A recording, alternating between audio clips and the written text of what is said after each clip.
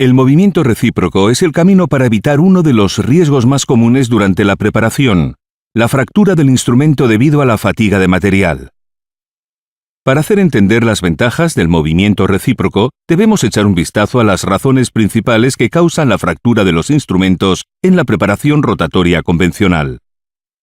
Fatiga clínica. Fatiga torsional. Y trabado del instrumento en el conducto. La fatiga clínica es causada por la tensión y la compresión del instrumento, por ejemplo, en una curvatura del conducto. Los estudios demuestran que un instrumento se ve sometido a una fatiga cíclica considerablemente menor con el movimiento recíproco que con el movimiento convencional, por lo que hay un riesgo reducido de fractura debido a fatiga cíclica. La fatiga torsional puede ocurrir si un instrumento se ve sometido a una carga continua debido a presión, tanto a través del proceso de corte como por un trabado repetido en el conducto. El riesgo de fractura por fatiga torsional se reduce con Reciproc, pero lo trataremos con más detalle cuando hablamos de la siguiente causa de fractura de instrumentos. Trabado del instrumento en el conducto. Bueno, ¿qué pasa con el instrumento en movimiento rotatorio continuo cuando se traba en el conducto? Se somete a una carga de torsión que causa cambios estructurales en el metal. Estos cambios pueden ser reversibles o irreversibles, dependiendo de lo grande que es el ángulo de rotación del instrumento. Si los cambios en la estructura de metal son reversibles, el instrumento vuelve a su forma original cuando la punta del instrumento se libera, es decir, no se ha visto debilitado. Esta fase se llama la fase elástica.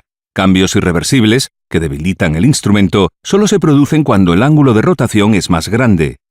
¿Qué ocurre si, por ejemplo, se traba la punta del instrumento en el conducto radicular y el motor sigue rotando el instrumento? El instrumento se ve sometido a una carga tan fuerte que se producen cambios permanentes e irreversibles en la estructura metálica que debilitan el instrumento. Esta fase se denomina la fase plástica. El punto de transición de la fase elástica a la fase plástica se llama límite de elasticidad. Si un instrumento rotatorio se lleva constantemente más allá de su límite elástico, por ejemplo mediante presión, con el proceso de corte o por un trabado repetitivo en el conducto, la estructura del material tendrá cambios, el instrumento se deformará hasta que finalmente se fracture debido a una carga torsional continua.